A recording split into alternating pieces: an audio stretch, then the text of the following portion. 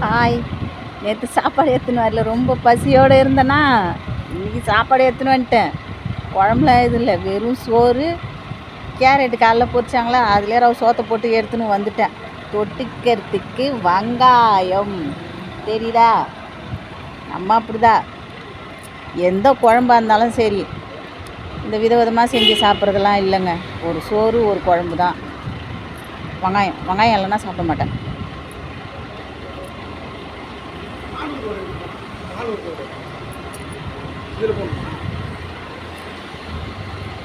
வெங்காயம் தான் முக்கியம்.